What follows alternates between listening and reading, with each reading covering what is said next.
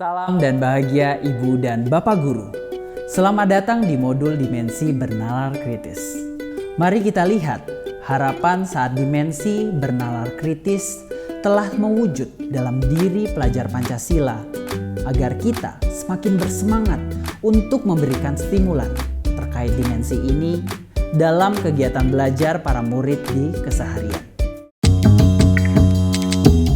Gimana pencarian kalian teman-teman? Banyak banget informasi di internet.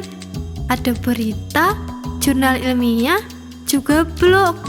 Aku bingung Sebaiknya kita berunding dulu mau mengerjakan tugas Pak Toto seperti apa. Siapa tokoh atau orang yang mau kita angkat sosoknya sebagai pahlawan di keseharian? Dari tadi, sebenarnya aku coba cari di internet pakai kata kunci pahlawan. Tapi itu terlalu umum dan pencarianku malah jadi ndak fokus Kamu gimana, San? Informasi di buku dan majalah lebih spesifik. Tapi nampaknya kita perlu pilih jenis majalah yang tepat buat jadi sumber informasi. Gimana kalau kita fokus ke buku dan majalah buat cari referensi pahlawan dan tokoh-tokoh tahun 90-an? Nah, internet kita pakai buat cari informasi tentang tokoh setelah tahun itu sampai sekarang. Oke, tak coba tambahkan beberapa kata kunci di internet deh. Dan jangan lupa kita juga harus pakai laman situs terpercaya sebagai sumber referensi. Keterbukaan terhadap akses informasi membawa banyak keuntungan. Kami bisa mendapatkan informasi yang dibutuhkan dengan mudah dan cepat.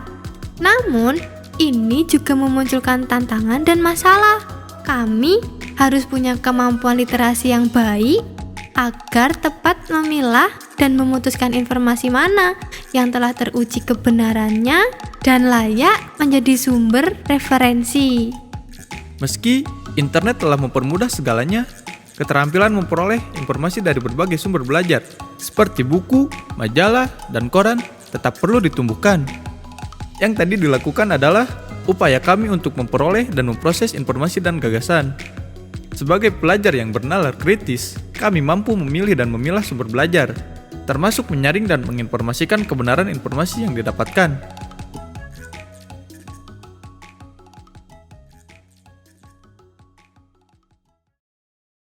Pas nyari informasi di internet, aku sempat baca artikel. Intinya, si penulis bilang kalau cerita sejarah itu sangat tergantung sudut pandang. Di era mana atau siapa tokoh yang punya kepentingan saat sejarah itu dituliskan. Kalian pernah ndak menemukan cerita sejarah tentang satu peristiwa tapi ditulis dari dua sudut pandang yang beda? Sebagai pecinta sejarah, aku pernah baca beberapa versi tentang peristiwa persiapan kemerdekaan. Jadi, aku sepakat sama si penulis tadi. Terus kalau gitu, versi mana yang bisa kita percaya?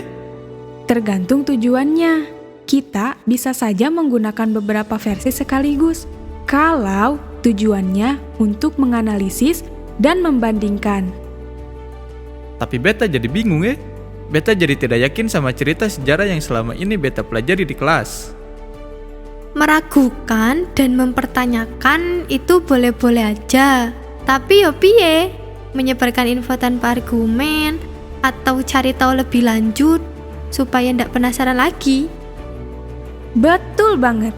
Ragu itu kan bagian dari rasa ingin tahu yang kalau kita gali terus bisa membawa kita ke wawasan yang lebih luas.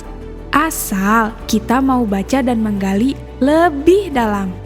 Pelajar bernalar kritis adalah pelajar yang berilmu, yaitu cinta pada ilmu pengetahuan dan memperkuat pengetahuan dan kemampuannya di berbagai disiplin ilmu. Pada akhirnya, ia akan menjadi sosok pembelajar sepanjang hayat dan menghargai ilmu pengetahuan.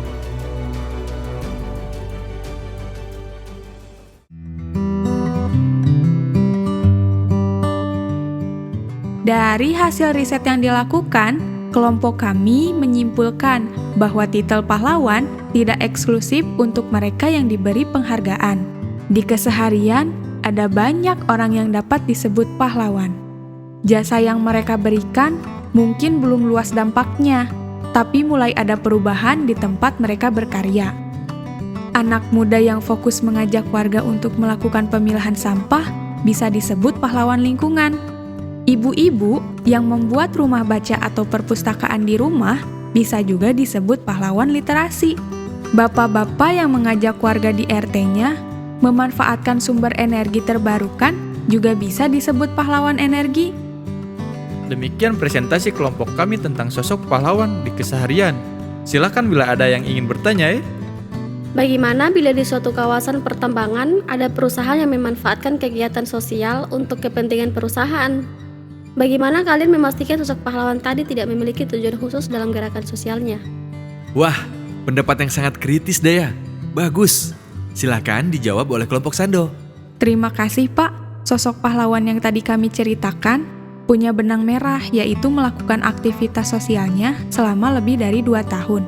Tapi, saya juga setuju dengan Daya. Sangat mungkin sebuah gerakan sosial diawali karena tujuan khusus seperti kepentingan perusahaan. Kalau gitu, dalam memberikan titel pahlawan pada seseorang, selain melihat dampaknya, kita juga perlu melihat latar belakang gerakannya. Terima kasih Daya. Kami akan menambahkan hasil diskusi dalam kesimpulan kami. Pelajar Indonesia tak hanya pandai mengumpulkan dan menganalisis informasi, kita juga perlu cakap dalam menyampaikan hasil olah pikir kepada orang lain. Selain itu, perlu juga sikap dan pikiran yang terbuka atas masukan dan evaluasi dari orang lain. Selama pendapat, masukan, dan saran yang diberikan terbukti benar dan memiliki dasar yang kuat.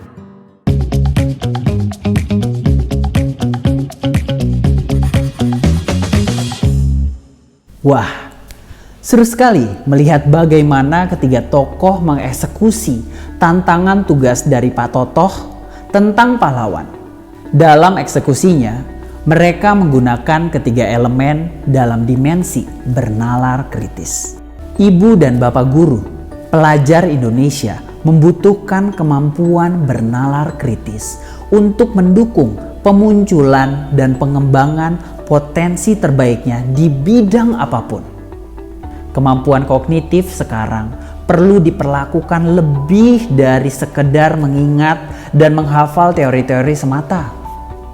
Lebih dari itu, pelajar Indonesia yang bernalar kritis akan mampu memproses berbagai jenis informasi secara objektif.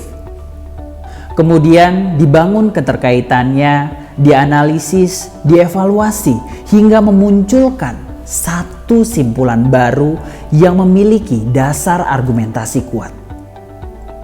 Hasil pemikirannya tersebut kemudian dapat disampaikan dengan baik, sistematis, dan dapat dipahami. Mereka juga mampu mempertimbangkan saran, juga pengetahuan baru dari orang lain. Oleh karena itu, kemampuan literasi dan numerasi menjadi penting.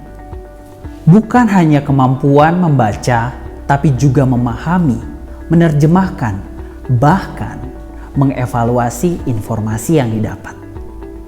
Ibu dan Bapak guru, mari bayangkan pelajar kita dengan nalar kritisnya.